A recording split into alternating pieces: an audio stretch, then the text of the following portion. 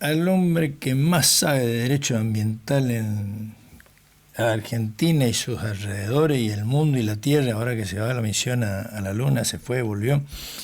Don Homero Bibiloni, ¿cómo anda? Buenas tardes, Tito, a vos y toda la audiencia de la Radio Correntina. Muy generosos y excesivos los conceptos que decían. No, estoy buscando votos ya, por eso no. Pero yo voto en La Plata. Pero no importa. ¿Y quién te dice que no sea candidato a presidente? Bueno, me está bajando el target. No, pues. No. Estamos en las cosas grandes, ¿no? Si vamos a hacer que Boca le gane a River y que decime una cosa, hablando en serio, no nos vamos a poder hablar. Sería interesante hablar con vos también de los temas internacionales, pero contame la última del gobierno nacional, la modificación a la ley de glaciares. Quiero que nos explique, como vos sabés, como buen docente que sos, para que lo entienda doña Rosa, ¿qué decía la ley de glaciares? ¿Qué se modificó con esta ley? ¿Cuáles son los riesgos? ¿Cuáles son los problemas? ¿Qué realmente pasa? Bueno, vamos a tratar de hacerlo secuencial y muy cortito, y si querés vos después me preguntás lo que creas pertinente. Por un lado, nosotros teníamos una ley de glaciares. Esa ley protegía básicamente lo que es el glaciar propiamente dicho, que es lo que claramente se ve, son esa parte de hielo enorme y demás, y las zonas periglaciares, que algunas son más o menos visibles, otras están más o menos tapadas por tierra, o son rocas de alguna manera que más abajo alojan líquido congelado, o en algún caso permafrost, pero en definitiva podemos decir que los glaciares es una reserva congelada de agua dulce que la naturaleza con enorme sabiduría ha construido para que después todo lo que sea aguas abajo del glaciar, porque el glaciar está en la alta montaña, entonces va bajando eso a través de las cuencas, los ríos, lagunas, arroyos y demás, y permite toda una vida de flora y fauna a los costados de lo que son los cursos de agua, y también la producción de todo tipo, porque en general todas las provincias andinas, e inclusive en nuestro caso la provincia de Buenos Aires, el río Colorado, termina en una zona de producción agrícola, frutihortícola o agrícola en general. Es decir, que los glaciares son una reserva de agua dulce escasa planetaria para la vida misma de la naturaleza y la vida del hombre en términos productivos. Eso como un concepto general. Por otro lado, están los intereses corporativos de las mineras, que tienen enormes intereses de hacer actividades de cateo y de perforación en zonas que casualmente tienen pedazos o superficies de glaciares y zonas periglaciares, y que por lo tanto el negocio determina que hay que destruir ese glaciar para poder acceder al mineral que está abajo. Esto de alguna manera estaba protegido por la ley de presupuestos mínimos ambientales, la 26639, porque sabiamente la Constitución había dicho que para igualar las cuestiones ambientales fijaba una suerte de piso para todas las provincias en distintos temas, así fue en residuos, así fue en bosques y también fue en glaciares, para decir, menos de esto en ningún lado. Las provincias y los municipios podían poner más exigencias, pero nunca menos. Entonces, aquí teníamos la sabiduría de la naturaleza y una protección de rango constitucional del hombre, digamos, a través de la legislatura nacional, para proteger esa sabiduría de la naturaleza y mantener intangible esa reserva de agua dulce, que es escasa, porque el 3% del agua planetaria es dulce y la mitad está congelada y la mitad no, pero además los glaciares tenían la sabiduría de, con sus derretimientos paulatinos, porque no se derrite todo de golpe, permitían, sin ningún tipo de regulación humana, mantener los flujos de los caudales de los ríos. ¿Qué es lo que se hace mal y de manera anticonstitucional, violando la Constitución Nacional y la Ley General del Ambiente y la propia texto de la Ley de Glaciares. Se dice, las provincias con estudios singulares podrán realizar actividades mineras si determinan que alguna zona glaciar o periglaciar no genera ninguna actividad ecosistémica o de alguna relevancia para que sea como tal mantenida esa masa de hielo. Eso es la puerta abierta a un portón gigante de destrucción posterior. A ver, decímelo de nuevo para que se entienda bien.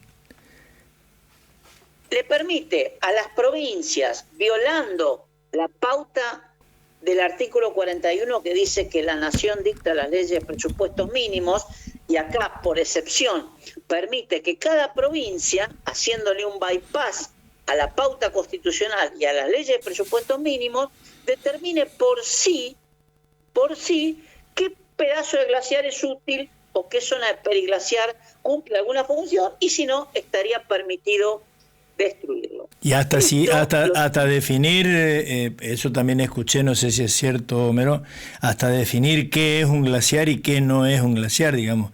Sí.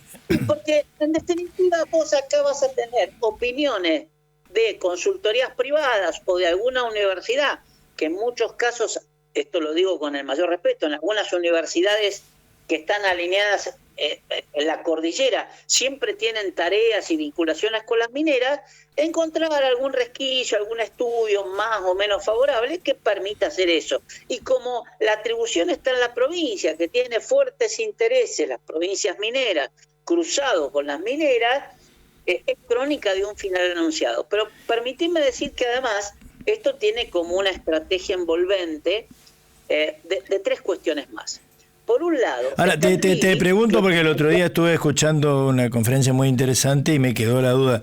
Esto, de alguna manera, esta disputa entre provincia, nación y mineras, ya llegó a la Corte Suprema en el caso Barrick, ¿o no?, donde la provincia de San Juan se alineó a la minera Barrick y después la Corte terminó dándole la razón a la nación y declarando la constitucionalidad de la ley de glaciares, de la 26.630. ¿Es así o no?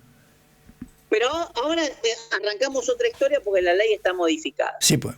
Entonces, ¿qué pasa? No podemos olvidarnos del RIGI, régimen de incentivo de grandes inversiones. Uh-huh. Las prioridades del gobierno nacional es básicamente la minería y el petróleo por vaca muerta, con lo cual hay una avidez de dólares para cualquier inversión que sea, aunque sea mínima, donde vamos a entregar el agua del presente y del futuro y de las generaciones futuras para unos negocios cortoplacistas de generación de dólares rápidos, porque la nación necesita urgentemente dólares para la balanza de pagos. El otro punto que es gravísimo es que el inventario y las determinaciones técnicas sobre glaciares lo hacía un instituto del CONICET que se llama IANIGLA, que es un instituto sobre glaciología y nivología, es decir, sobre glaciares y nieves. Ese instituto, IANIGLA. Ese instituto ahora, por el ataque del gobierno nacional a el sistema científico y académico, lo están absolutamente achicando, con lo cual, por un lado, lo bypassean en términos de la nueva ley, porque le permite a la provincia elegir un sistema no homogéneo de valorización, con lo cual una provincia puede decir, este glaciar con estas características no sirve para nada, y otra provincia al lado puede decir, en iguales condiciones ecosistémicas, que sirve, con lo cual el IANIGLA, por la ley de presupuestos mínimos, que hacía el inventario con las metodologías pertinentes, está virtualmente excluido, y si le pidieran algo está desarticulado. Y entonces pues nosotros tenemos RIGI, ley de glaciares, con mayoría libertaria y de provincias mineras, más la desacreditación del sistema científico, que permite perforar esa barrera que había puesto la Constitución Nacional sobre la base de los presupuestos mínimos ambientales. La ley ya está consagrada, entonces ahora lo que tenemos que esperar es que ante la masiva asistencia a la audiencia pública, que en realidad, como lo organizó la Cámara de Diputados, fue una farsa, porque lo que menos querían era escuchar voces opositoras. Eso aclárame, la tan mentada, manoseada, vilipendiada y publicitada también audiencia pública, al final no se hizo. ¿O en qué consistió? No, en realidad fue una ficción, porque en el off, esto yo no lo puedo comprobar, pero gente muy seria de la Cámara de Diputados dijo, mira, acá esperaban la media de asistencia normalmente a las audiencias públicas, son 200, 300 personas, suponete 400. Entonces dijeron, en 2 días cocinamos esto, porque como no son vinculantes, ellos ya tenían la decisión de ir para adelante. Se inscribieron más de 100.000 personas. Entonces modificaron posteriormente al reglamento que todo el mundo iba a tener derecho a hablar y a expresarse presencial o remotamente. Dijeron, no, hacemos una selección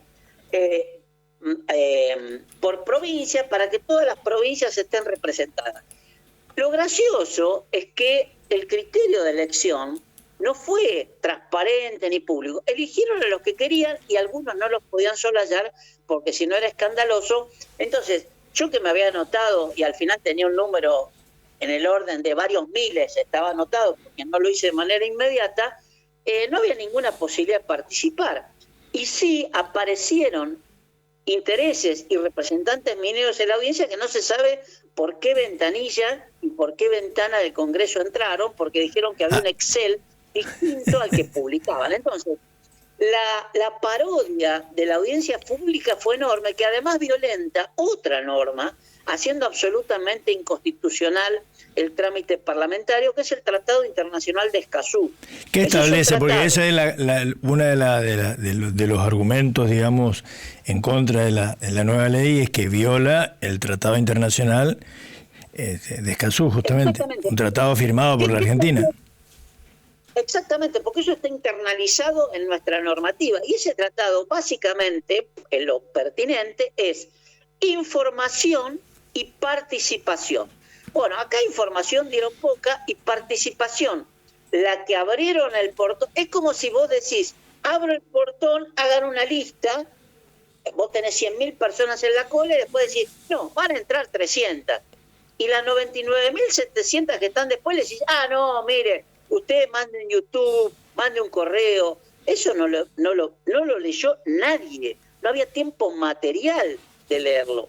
Entonces tenemos la violación al artículo 41, la violación conceptual a la ley 25675, Ley General del Ambiente, la violación al Tratado de Escazú y la violación a la ley Yolanda, que es indirecta, que impone una capacitación obligatoria para legisladores, jueces y ejecutivos. Ninguno de estos que votaron la ley tiene la menor idea de los contenidos de la ley Yolanda, porque si mínimamente hubieran hecho el curso, que es obligatorio, de acuerdo a la modalidad que cada estamento del poder se determine, no podrían haber votado esto. Nosotros, con un equipo docente de la Jaureche, hemos capacitado 8.000 personas en el sistema judicial federal. Es decir, que cuando hay vocación se puede capacitar. Ahora, la legislatura, en manos de quien está, no tiene ningún interés en ser capacitada. Entonces vos fíjate, se ignora la ley Yolanda, se viola Escazú, se viola la Constitución, se violan los sistemas de presupuestos mínimos, se beneficia el RIGI y se ignora al sistema académico y científico que vía CONICET y el GIANIGLA tienen la potestad de evaluar de manera homogénea e igualitaria todos los glaciares del país, evitando que en un lado digas verde y en otro digas azul, sobre los mismos glaciares y las mismas consistencias ecosistémicas de los glaciares.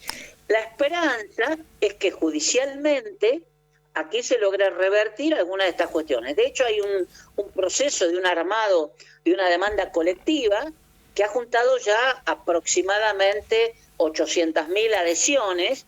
Bueno, ojalá que esa demanda y otras que estarán en curso prospere y logre anular la ley, porque además la destrucción de un glaciar que tarda miles y miles de años en construirse, cuando vos le pusiste, digamos, el martillo neumático de una producción minera, es decir, lo destruís totalmente con unos equipos gigantescos, el daño es irreversible, no hay posibilidad Eso te iba a preguntar, en este terreno, digamos, en esto, porque digamos, es como si tuviéramos cubeteras de hielo o barras de hielo metidas en la montaña, y vos perforás la montaña y rompes el hielo, sí o sí, ¿no?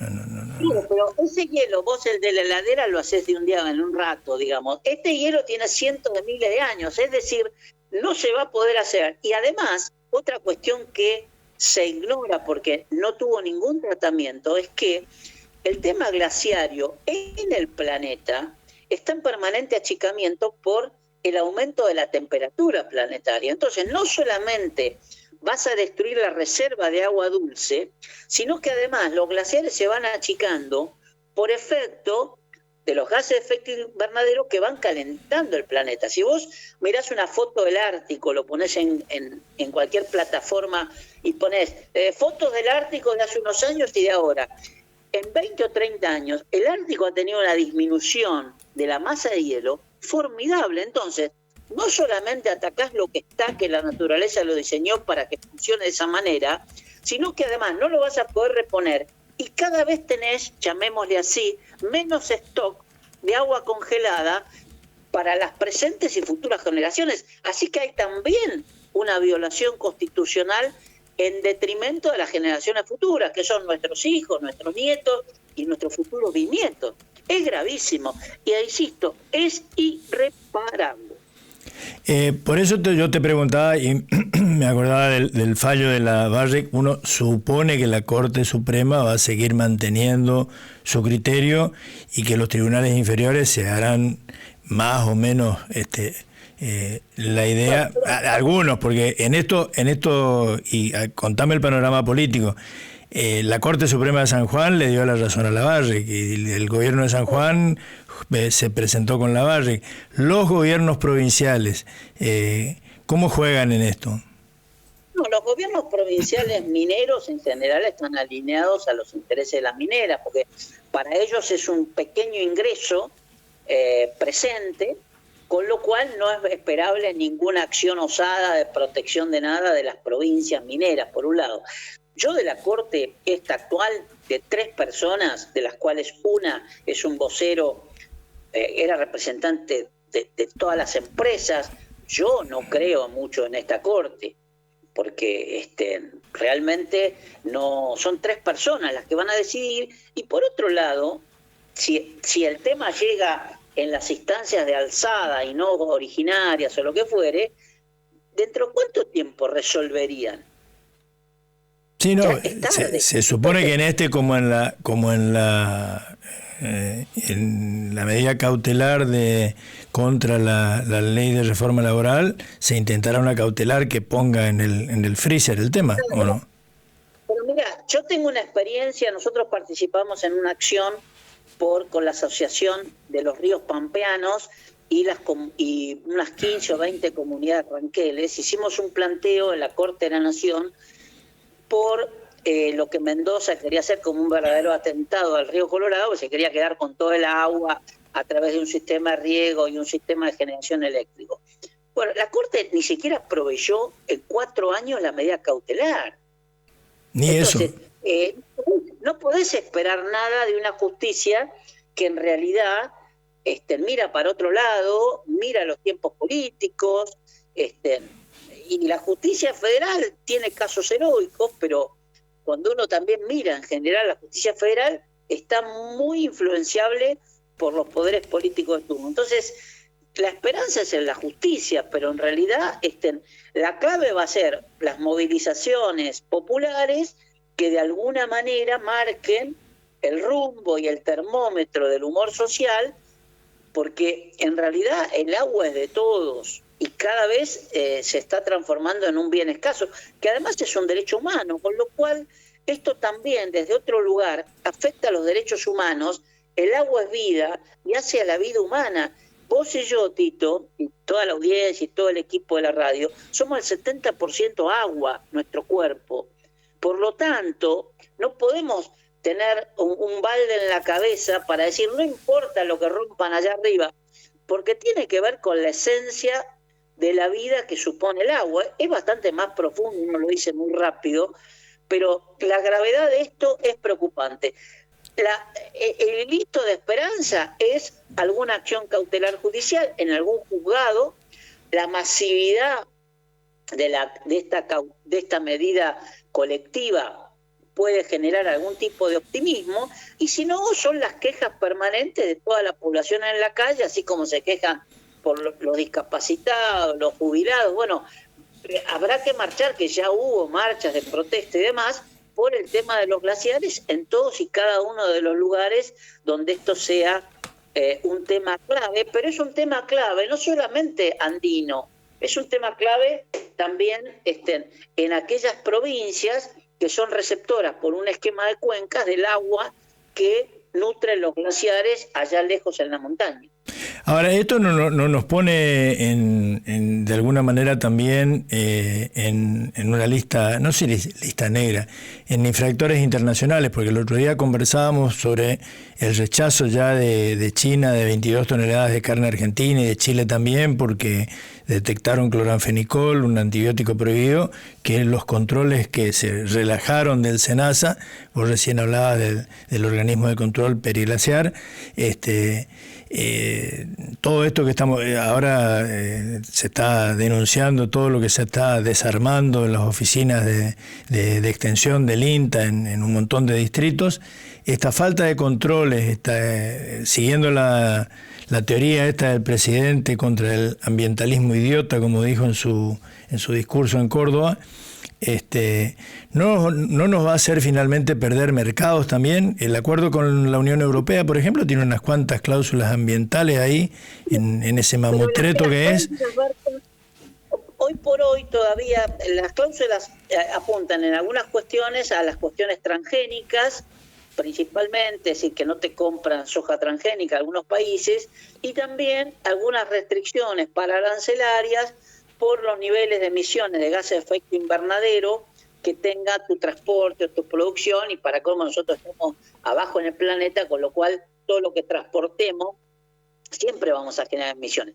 Todavía no hay un nivel de desarrollo, de exigibilidad de lo que sería la huella hídrica de los productos y la preservación del agua. También hay algunas restricciones en materia de, si usted manda esto y tiene que ver con fauna, tiene que haber protocolos de seguridad y autorizaciones, que es una fauna que de alguna manera es permitida colectar, fauna silvestre, y lo mismo si vos mandás ciertas cosas de madera, es también que tiene que tener un certificado de sustentabilidad nacional. Pero con este gobierno no vamos a tener un certificado de nada, claro, porque el área ambiental la degradaron a una subsecretaría, porque esa subsecretaría tiene un presupuesto que no alcanza a ejecutar, porque depende de 2 escalones de más arriba para cualquier gasto, y paradojalmente Scioli sale a decir la importancia de la naturaleza para el turismo en los parques nacionales, y no se da cuenta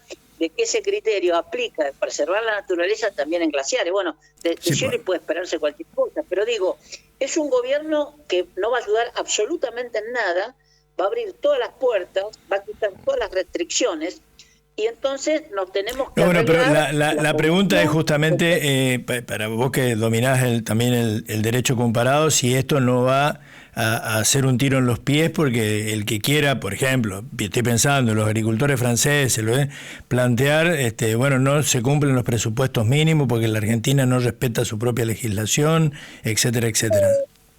Pero para esto de glaciares, en realidad, el tiro en los pies te lo estás dando vos con tu propio activo de agua, digamos. Distinto es cuando vos generás una restricción en términos de transgénicos, donde estarías compitiendo con los productores europeos o quien sea que no generan producción transgénica. Y si vos permitís que eso entre, le generas una competencia desleal. Los países europeos, en términos de gases de efecto invernadero, que ellos quieren bajar el promedio de emisiones en otros países para que su promedio les salga mejor, también tiene un costado ambiental, pero un interés económico egoísta. Entonces, esto es más bien, si vos querés regalar tu agua, es tu problema, porque después nosotros no le vamos a ir a pedir agua a Europa, pero probablemente a ellos les interese el agua.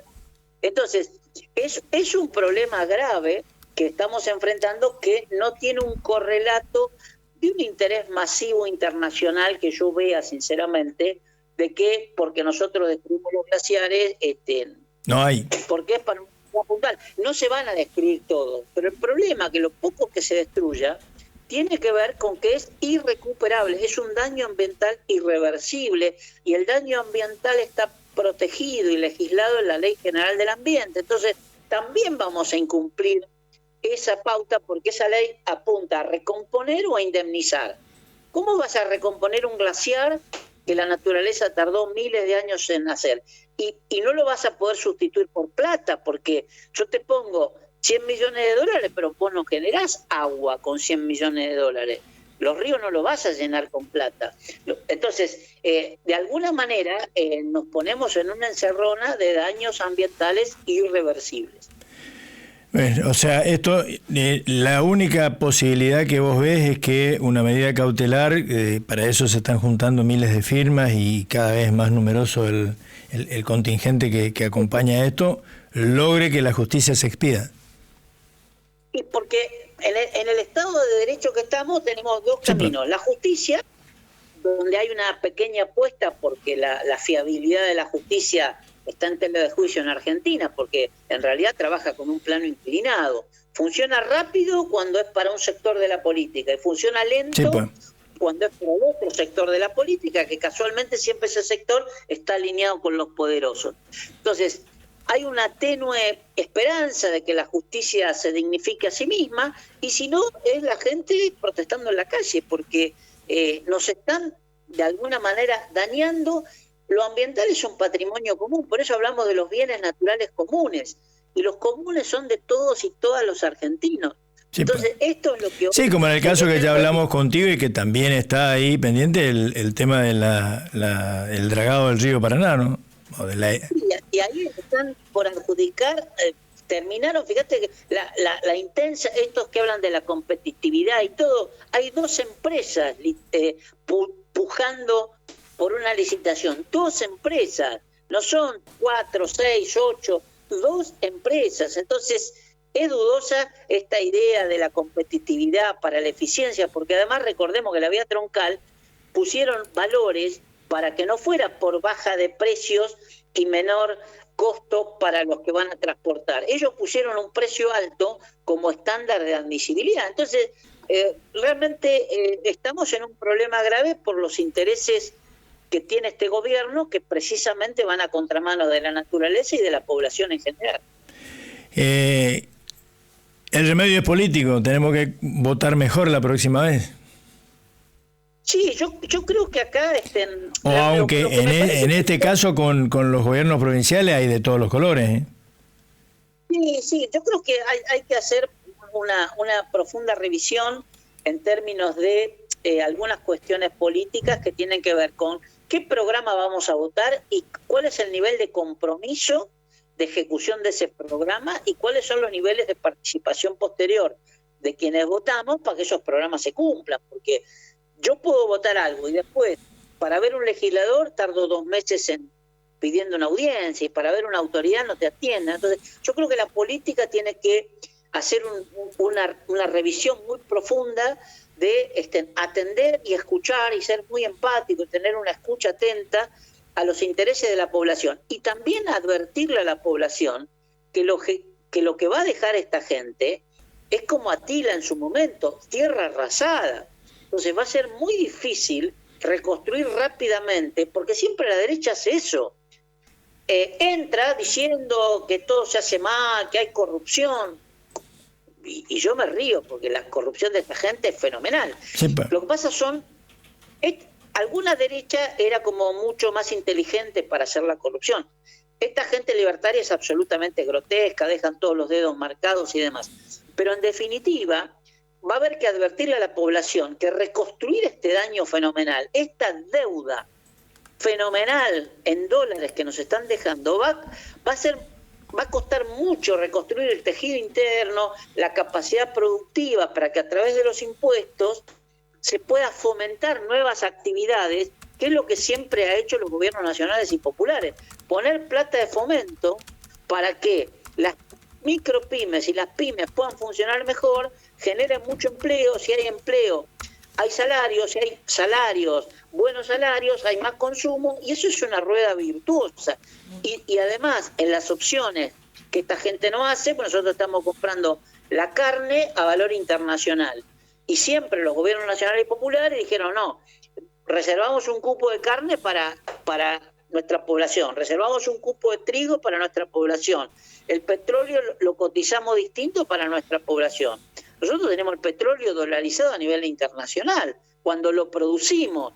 No somos como Gran Bretaña, que no tiene 1 metro cúbico de petróleo en su territorio, o Holanda, sí. Y sin embargo tienen petrolera. Entonces, los gobiernos nacionales y populares van a tener que revisar sus estrategias de comunicación, de participación, y además tienen la virtud, todavía los gobiernos, de poder dialogar mano a mano y cara a cara con la gente, pero también tienen que aprender a manejar las redes, que la derecha maneja de Steve Bannon para acá maravillosamente, porque le ponen mucha plata, asociado a las mega organizaciones y empresas corporativas de las redes, y también las tenemos que poner con un sentido nacional y popular para poder evitar las noticias falsas, la generación de odio. Es decir, nosotros tenemos que trabajar las redes con un sentido virtuoso, superando esta cuestión que solamente se mete odio, miedo, detracción, insulto,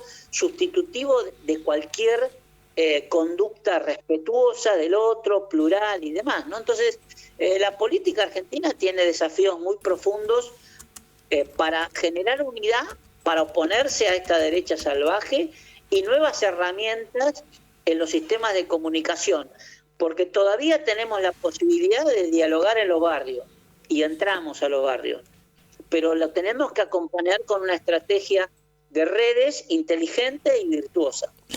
Gracias, Homero. Un gusto como siempre. Buenas noches para todos ustedes.